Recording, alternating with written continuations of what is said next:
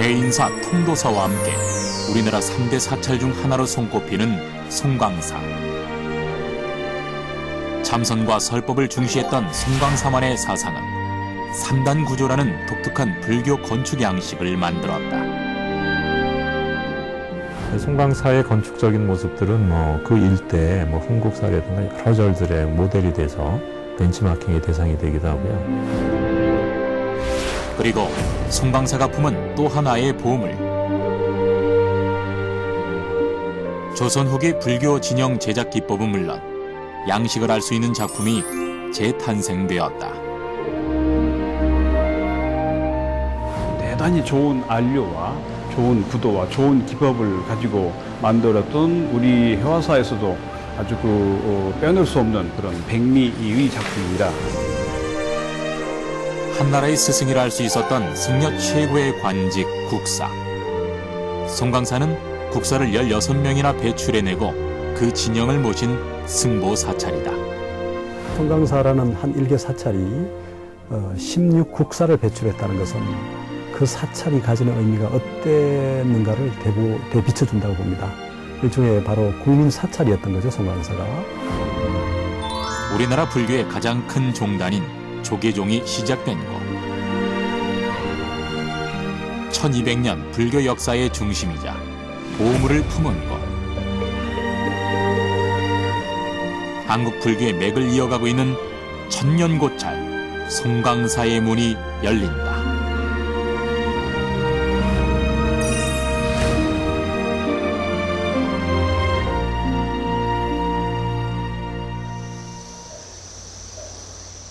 소백산맥의 끝자락.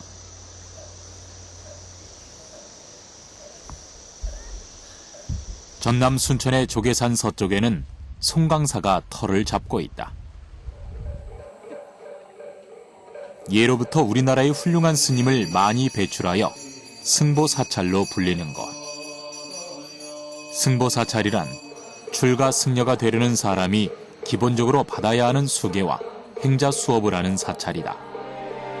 하지만 송광사가 승보사찰로 불리는 중요한 이유가 또 있다. 바로 국사전에 봉안되어 있는 16국사의 영정 때문. 국사란 신라부터 고려시대까지 승려에게 주어지는 최고의 관직이었다. 그 최고 법계의 승려를 송광사에서만 16명을 배출한 것이다. 본래 16명의 진영을 봉안해 두었지만 1995년 13점의 진영이 도난당하는 사건이 발생했다. 가장 조계종의 종갓집이고 지금 가장 승보정찰 송광사를 상징할 수 있는 이 보죽사를 유의시해서 16국사 영정이 그동안 모셔져 왔었는데 1995년일 겁니다.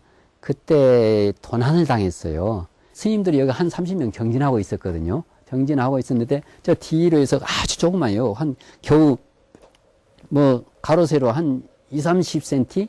근데 그 틈을 뚫고 들어왔어요. 그리하여 현재 남아있는 진영은 제1대 보조국사, 제2대 진각국사, 제14대 정예국사 진영의 3점. 그나마도 낡고 훼손되어 가고 있었다.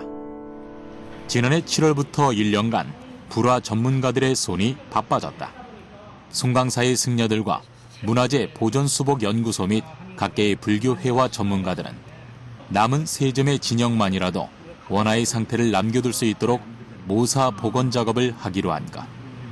현재 봉안 중인 3점의 그림 역시 조선 후기에 모사된 작품인 만큼 원화 복원을 어떤 기준에 맞춰서 할 것인지가 중요한 화두가 되었다.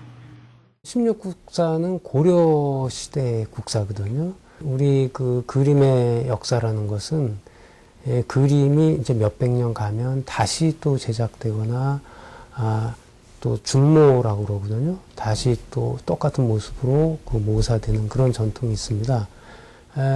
16국사도 조선시대에 다시 재탄생된 겁니다. 일종의 중모본이라고 할 수 있겠죠. 모사 복원을 위한 가장 첫 단계, 색조견표를 만드는 일이다. 실험용 종이에 안료를 혼합하여 칠하고 건조시키는 과정을 반복한다. 그 중에서 가장 자연스러운 배색과 색감을 재현해내기 위한 작업이다. 16국사 진영은 진영별로 같은 계통의 안료를 사용했음에도 불구하고 육안으로 보이는 색의 차이가 있었다. 세월에 따라 변색된 점을 고려해서 각 진영별로 직접 대주하여 조견표를 만들었다. 색상 값들은 어떤 기계적인 수치가 없으니까 전쪽 육안으로 관찰을 하는데 그것에 의해서 색 값들을 만들어내거든요.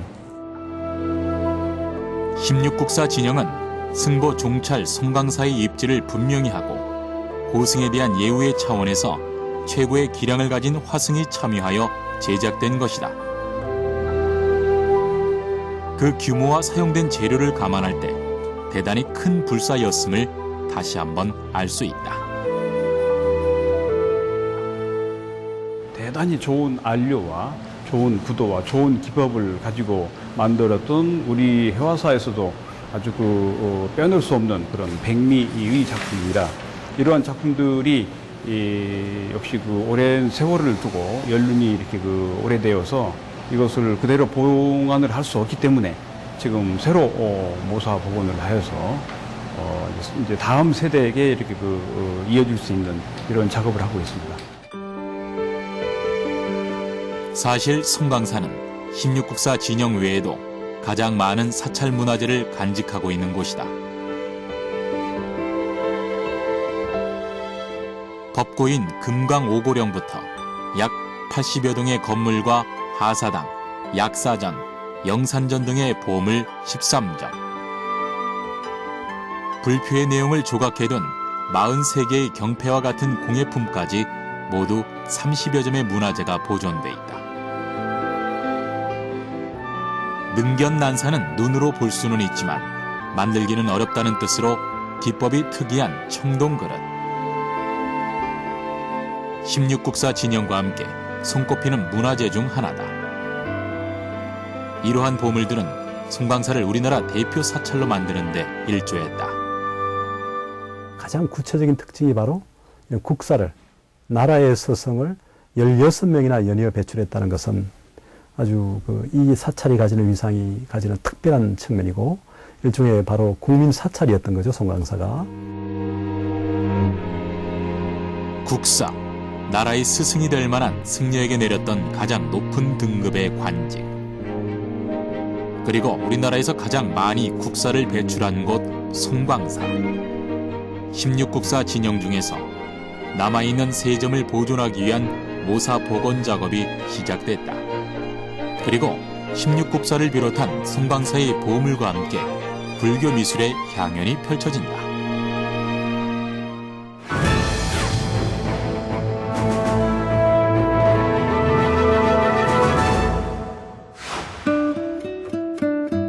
우리나라 불교의 시작은 372년 고구려에서부터였다. 고구려 제17대 소수림 왕이 왕위에 오른 다음의 6월, 진나라 황제의 명을 받고 승려 순도가 찾아온다. 그리고 375년 2월 한국 불교에서 불상을 봉안하고 스님이 거주하며 대중에게 불법을 전하는 최초의 절 초문사가 세워진다. 그리고 같은 시기에 또 다른 사찰 이불란사가 동시에 건립됐다. 이후 384년에 인도 승려 마라난타가 영광의 법성포로 들어와 불법을 전하면서 백제 불교가 시작되었다. 신라는 삼국 중에서 불교가 가장 늦게 전파된 나라로 527년에 공인되었지만 그 후 국가 종교가 되면서 승려와 사원이 나라의 보호를 받는 등 급속한 발전을 보여주었다. 이 시기에는 당나라에 13종이 도입되었고 특히 그 중에서도 선종이 독자적으로 발전하기 시작했다. 676년이라는 시점 전으로 불교 사상사에 큰 변화가 오게 되는 부분이 뭐냐면 바로 이제 중국에서 새로운 선종이 들어오는 겁니다.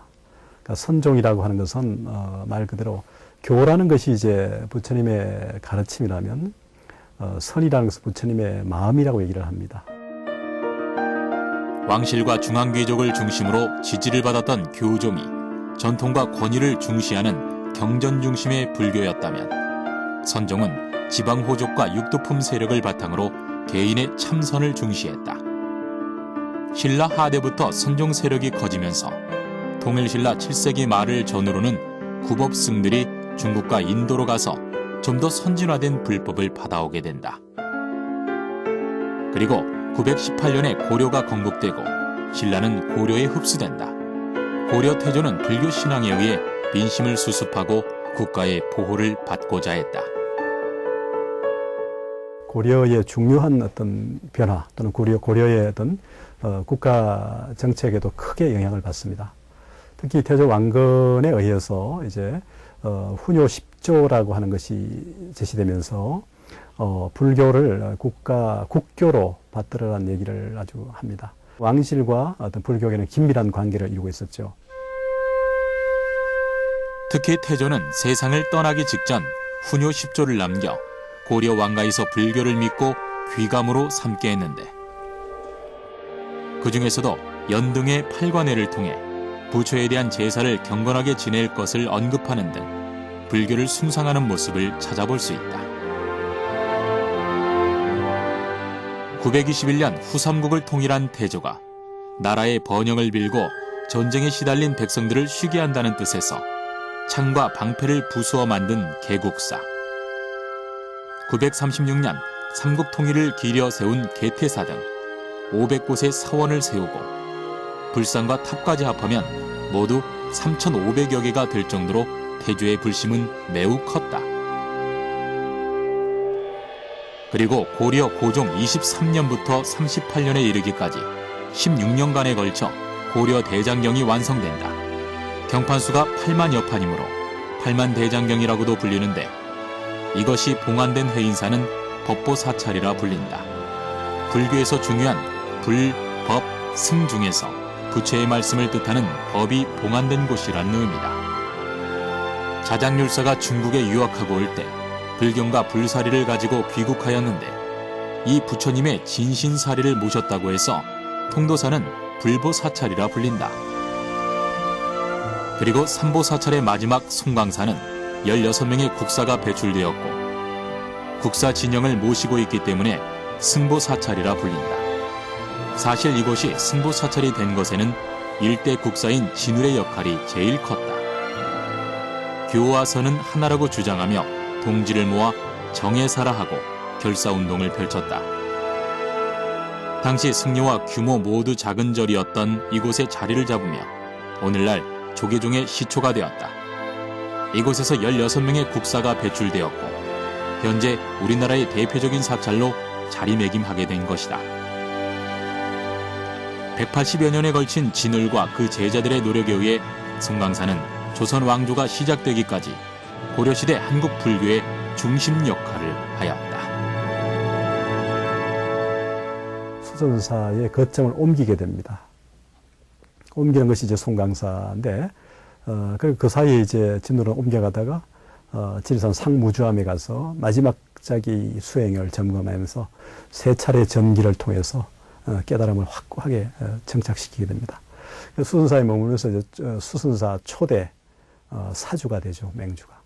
2대 해심, 3대 이렇게 쭉 내려가면서 16국사를 이어가게 됩니다. 조계산 자락에서 불법을 널리 펼쳤던 곳 송강사. 보조국사 진울을 시작으로 제2대 진각국사는 진울의 뒤를 이어 불교 종파를 크게 일으켰다.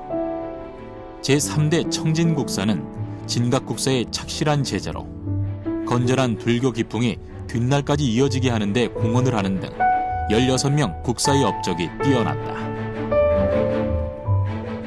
고려 이전에는 이제 교가 중심이었다면 고려는 어떤 의미에서 선과 교가 균형을 이루려고 하는 시대, 달리 말하면 선과 교가 끊임없이 밀고 당기는, 밀당하는 그런 시대였다고 볼 수 있고, 이런 선과 교가 밀고 당기는 이런 흐름은 이후 한국 불교의 중요한 정체성이 됩니다.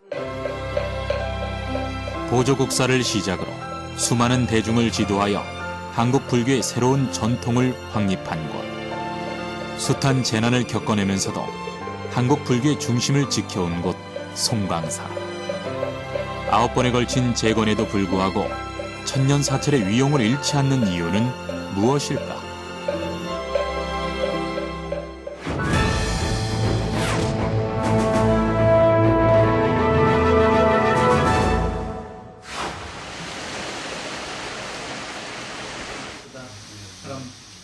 모사를 제작하기에 앞서 육안 관찰을 통한 기록, 디지털 이미지 촬영, 형광 X선 분석 등 원화에 사용된 제작 기법과 재료에 대한 조사가 이뤄졌다. 또 모사 제작 방향이나 계획에 대한 철저한 회의가 진행되었는데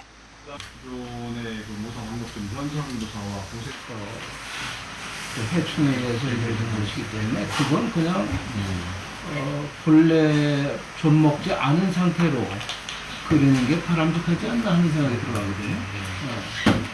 그러니까 지금 현재 작품이 보여주는 보조국사, 진각국사, 청진국사부터 15명의 국사와 나라에서 받은 국사 칭호는 아니지만 조선 초기 송강사를 크게 중창한 인물로 추대된 고봉화상까지 모두 16명의 진영. 그중 남아있는 3점에 대한 복원모사가 시작됐다. 제1대 불일 보조국사와 제2대 진각 해신국사, 제14대 국사 3분만 영정이 남고 나머지는 다 도난을 당해서 지금 뭐 국제적으로 또 우리나라 자체에서도 그것을 다시 회수하려고 찾으려고 찾을 수가 없기 때문에 그동안 사진으로만 모셔왔었어요. 그러다 지금 이제 주의 스님께서 이렇게 사진으로만 모시는 것보다는 어떻게 사진을 바탕으로 해서 전문가들, 전문위원들 해가지고 그것을 모사를 하자. 첫 번째 단계는 초그리기. 그림에 나타난 모든 선을 먹의 강약과 농담에 맞게 그려내는 것이다.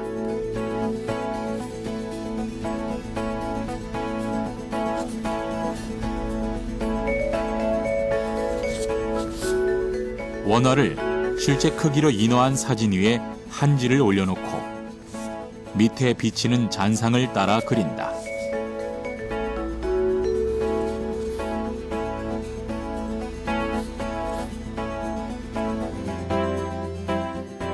인물 모사의 경우 선이 조금이라도 어긋나면 본연의 느낌이 달라지기 때문에 정확성이 가장 중요하다.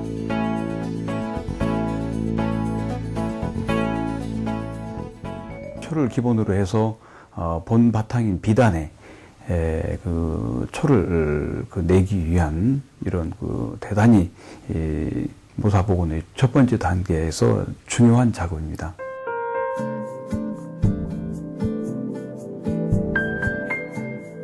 상초 그리기는 완성된 초본을 바탕으로 작품이 그려질 비단면에 옮겨 그리는 과정이다.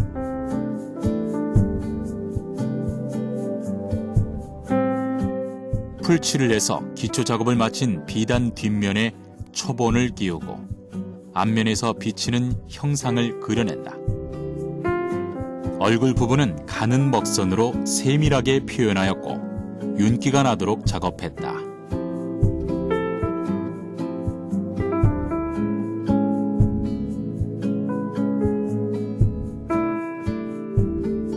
비단의 초가 그려진 뒤 뒷면에서 색을 올리는 작업을 배채법이라고 한다. 비단 뒤에서 색을 칠해 앞쪽으로 배어 나오게 하는 기법이다.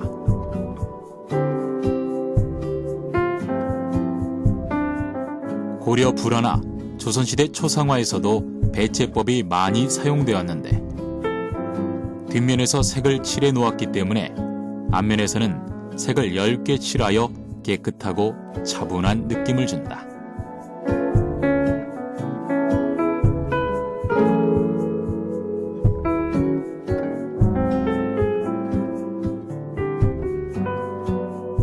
게다가 공기와의 접촉을 차단시켜주기 때문에 작품의 수명을 오랫동안 유지하는 데에도 도움을 준다.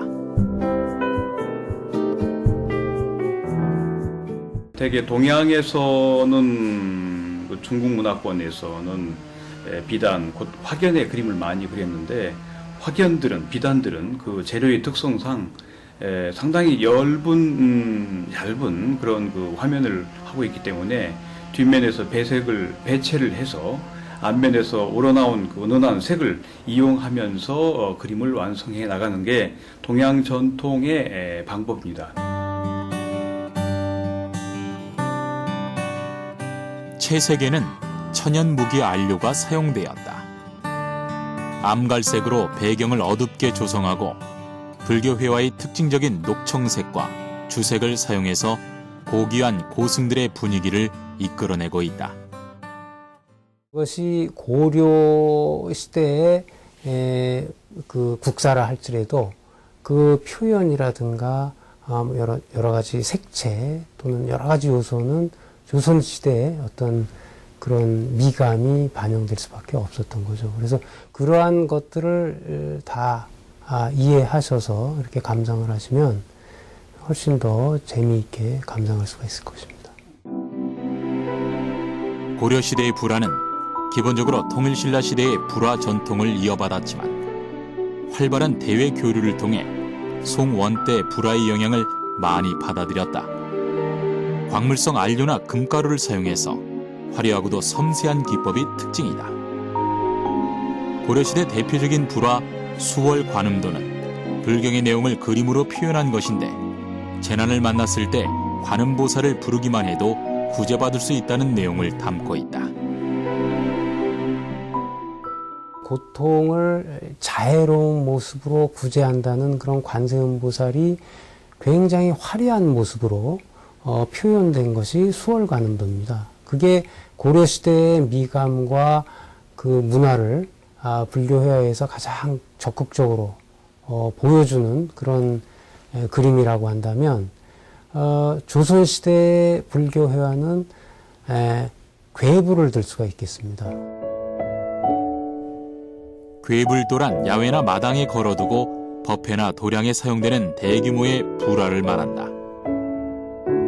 특히 길이 약 12m, 폭은 약 5m 크기의 미황사 괴불도는 보험을 1342호로 최근 문화재를 기록하고 보존하는 차원에서 모사가 진행됐다. 하지만 16국사 진영과는 조금 다른 방법으로 모사되었는데 조선시대가 되면은 불화의 규모가 일단 커집니다.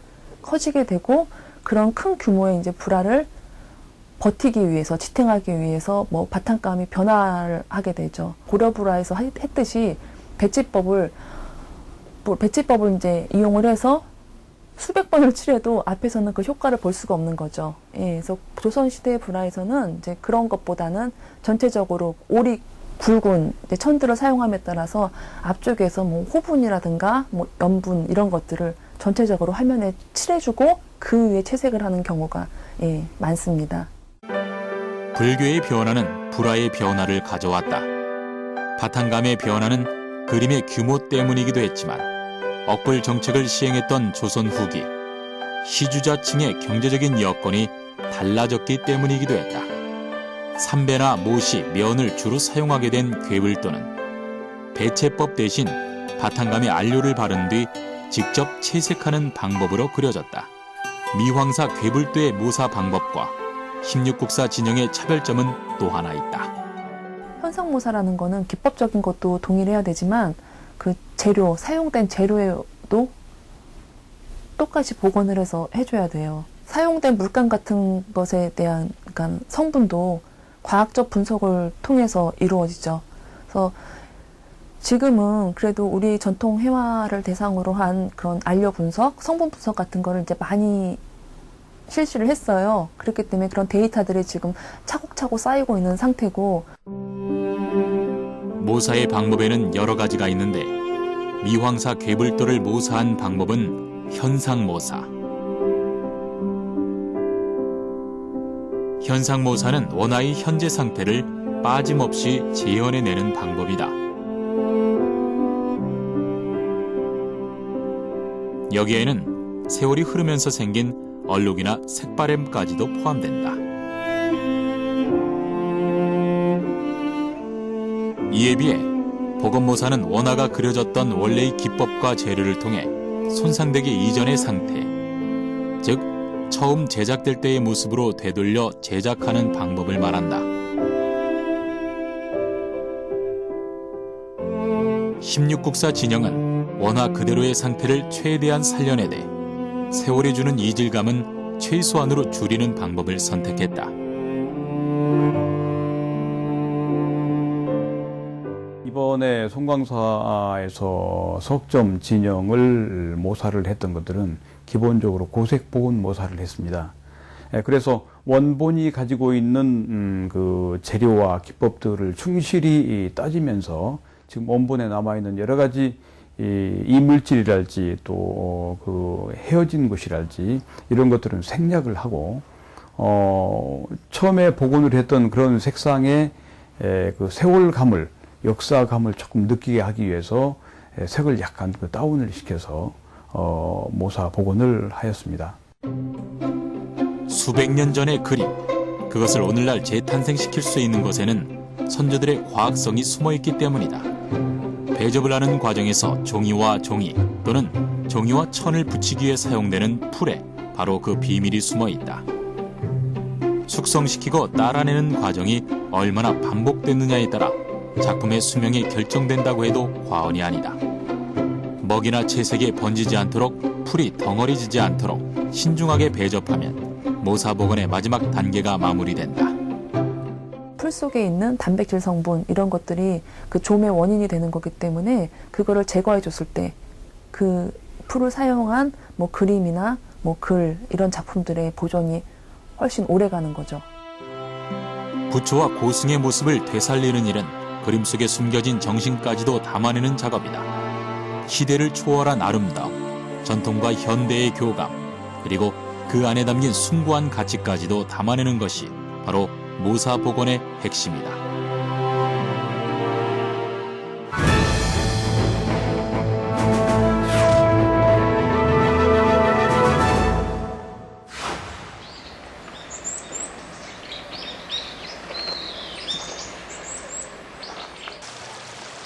사실 송광사의 보물은 16국사 진영만 있는 것은 아니다. 수많은 문화재와 사람들의 입에서 입으로 오르내리는 명물이 터줏대감이 되어 송광사를 지키고 있다. 모든 이에게 활짝 열려있는 문짝 없는 일주문을 지나면 한 단 높은 터의 계단이 있다. 계단 양쪽 끝에는 해태가 있는데 사람처럼 앉아서 뒷다리 한쪽을 세우고 앞발은 턱을 괴고 있다. 두 다리를 딱 땅에 대고 있거든요. 이제 선정에 들었다고 그래요. 해태는 힘이 세고 심성이 정의로우며 사악한 자를 판단한다는 상상 속의 동물이다.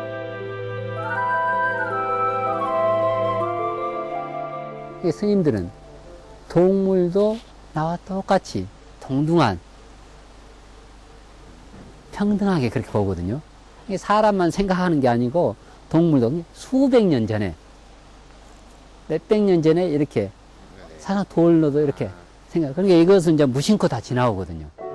일주문을 지나면 시내를 만나는데 이곳을 건너야 부처님 세계에 들어갈 수 있다. 세속과 불세계를 연결하는 다리 능허교. 이 다리 아래에는 용머리가 있고 용이 물고 있는 여의주에 동전이 매달려 있다. 이 다리를 지으라고 시주분들이 시주를 했는데 다 짓고 나니까 엽전이 3량이 남은 거예요. 그러니까 이 스님이 그 다리를 놨던 스님들이 그 엽전 3량을 딱 저기다 매달아 놨어요. 그래서 뭐냐, 앞으로 이 다리를 수리하거나 보수할 때 이 돈을 다시 쓰세요. 능허교 위에는 우화각이 있는데 천도제를 받는 사람이 깨끗하게 목욕을 한 다음 깃털처럼 가벼워져서 극락세계에 든다는 의미를 갖고 있다. 맑은 계곡에 비친 누각과 고목의 풍광은 송광사의 8경 중 하나로 손꼽힌다. 그리고 비로소 만나게 되는 건물들은 모두 송광사의 보물이다. 보물 제303호인 영산전에는 석가모니 불상과 팔상 탱화를 안치한 사찰의 불당으로 살상전이라고도 한다. 수선사 고려 노비 문서를 보면 알 수 있듯이 당시 송강사는 대토지를 소유하고 노비를 거느린 대규모 사찰이었다. 거대한 규모의 사찰이었기에 16명의 국사를 배출한 것도 놀라운 일은 아니다. 송강사가 대규모의 사찰로 거듭날 수 있었던 것은 바로 일대 국사인 보조국사 진울의 역할이 가장 크다. 날개가 생겨 하늘을 날아올라 신선이 된다는 뜻의 우화등삼. 그 위에 우화각이 있다. 무념과 무욕으로 날아오르는 건널목이 되는 곳이다.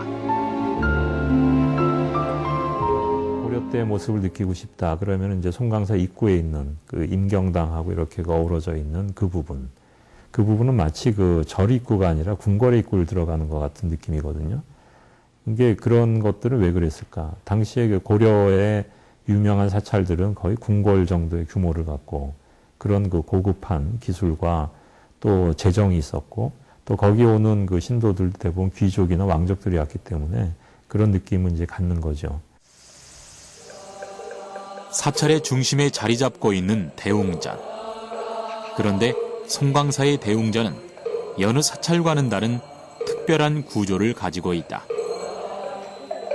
수행의 사찰이라는 송광사의 명성에 걸맞는 구조인데 승려가 수업을 위해 기거하는 건물을 승방, 부처를 모신 곳을 불전이라고 일컫는다. 대부분의 사찰은 승방지역과 불전지역으로 나뉘어 있다. 그러나 송광사는 여기에 하나가 더 추가되었다. 옛부터 송광사는 수행과 정진을 중요시해온 곳이기 때문에 수행지역을 한 단 더 올린 것이다.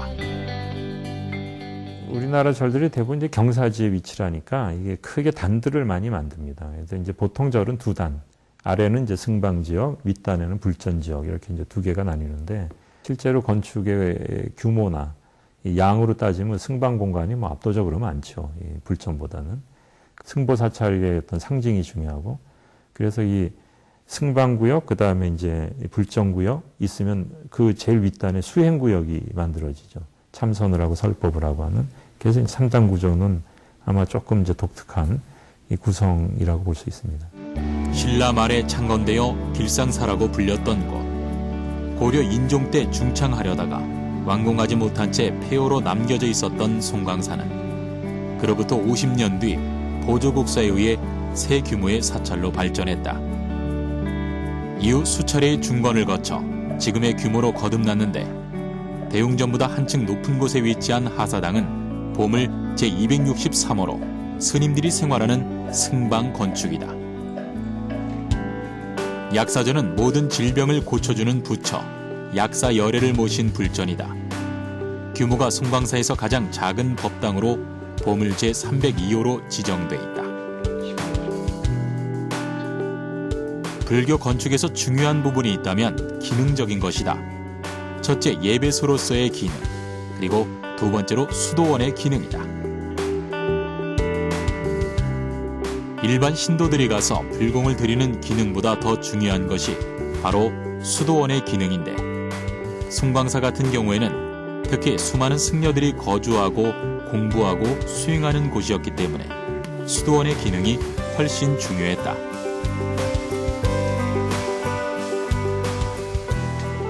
중심부에 위치한 불전들보다 주변에 있는 승방과 같은 공간이 압도적으로 많았다는 것이 이러한 사실을 증명한다.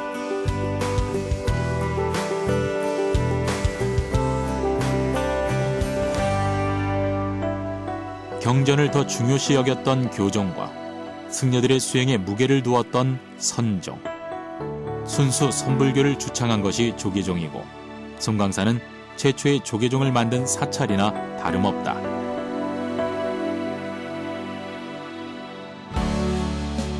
불공보다는 승려들이 참선 수행하는 공간이 훨씬 중요하다는 것을 건축 구조에 그대로 담아내고 있는 것이다. 굉장히 다양하다. 다양하다라는 건 지역적으로도 다양했고 종파가 굉장히 발달했어요. 종파적으로도 자기들의 그 스타일을 종파 나름대로 이제 건축 스타일을 가지고 다양하게 펼쳐졌고, 절이라는 게 복합적 기능을 했어요. 그러니까 예불만 하는 게 아니라 사회적 기능을, 다시 말해 교육도 하고, 거기서 또 심지어는 그 여관의 역할도 있고, 어떤 절은 그 병원 및 그 빈민구제소의 역할도 합니다. 그래서 절 규모가 대단히 커서 그게 하나로 통합이 안 되고 이 구조, 여러 영역들이 이렇게 한꺼번에 묶여 있는 다원식 구조였다. 그리고 또 다른 특징으로는 구조미를 들 수 있다. 구조미가 강조되기 위해서는 천장이나 장식이 비교적 간소해진다. 천장이나 장식으로 가리면 건물 지붕 틀의 아름다운 구조가 보이지 않기 때문이다. 이에 비해 조선시대 건물은 구조적인 면에서 취약하기 때문에 지붕 틀을 자기적으로 만들고 그것을 감추기 위해 그림이나 장식을 화려하게 꾸몄다. 건축은 시대의 거울이라고 하듯 송강사의 모습을 통해 우리는 불교 역사의 한 부분까지도 읽을 수 있게 되는 것이다.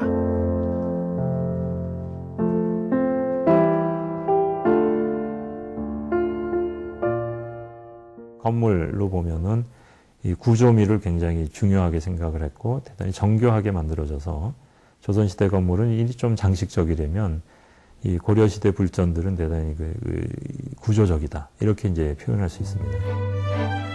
고려 중기에 창건된 봉정사 극락전.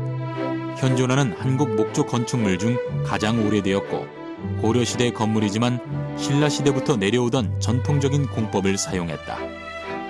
부석사 무량수전 역시 고려 중기의 건축물, 고대 불전 형식과 구조를 연구하는 데 기준이 되는 중요한 건물이다. 중기까지는 이제 좀 전통적인 우리나라가 갖고 있던 그런 기법이라면 후기에는 좀 더 국제화된 모습의 이제 목구조가 이제 후기에 정착을 해서 그 이후에 건축을 이제 주도해 나가게 되죠. 조선으로 오면 숭유억불책을 시행하면서 사찰과 탑의 규모가 점점 줄어들고 승려도 줄어들었다. 숭유억불은 조선 왕조가 유교, 즉 주자학을 숭상하고 불교를 탄압한 정책을 일컫는다.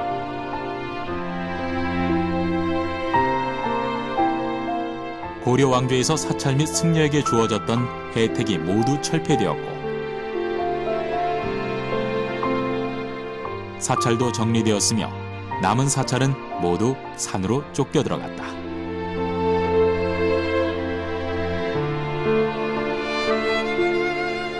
불교 건축은 위축되다가 임진왜란을 겪으며 결정적인 피해를 입게 된다. 그러나 전쟁은 오히려 불교가 중흥하고 사찰 건축이 활발해지는 계기가 되었다. 전쟁 후 사회의 주요 계층으로 떠오른 상인들과 자작농들이 새로운 희주층을 형성하였다. 불국사 대웅전과 극락전을 비롯해서 전국 유명 사찰에는 중창과 재건의 열기가 피어올랐다. 법주사를 비롯해서 해인사, 통도사 등 현존하는 유명한 사찰은 대부분 이 시기에 재건되었다. 임난을 겪으면서 유교 질서가 가지는 한계를 발견하게 됩니다. 일부 그룹들이 이제 불교와 긴밀해지게 됩니다만 결국 불교의 역할, 그러니까 불교의 존재감이라는 것이 성군을 통해서 임진왜란 병자호론을 통해서 불교의 존재감이 대사회적 존재감이 확보가 되었고 신라 말에 창건되었던 작은 절. 그러나 보조국사가 자리 잡으면서 수도원으로 탈바꿈하게 되고 조계중의 으뜸 사찰로 거듭난 곳 송강사.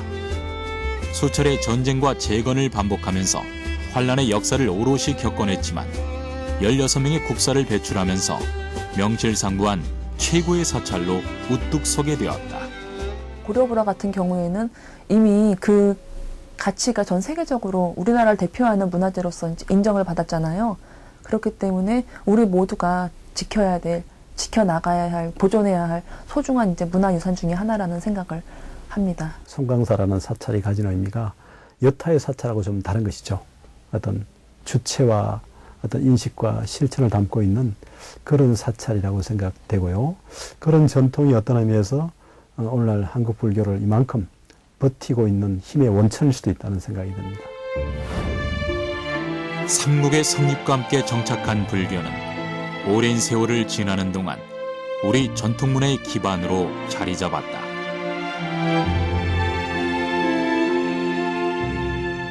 그리고 경전의 내용을 쉽게 전달하기 위해 시작된 불교 미술.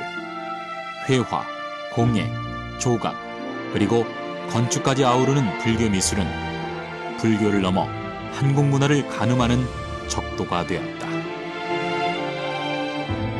우리나라를 대표하는 불교 미술. 그 가운데 16국사 진영과 송광사가 있다.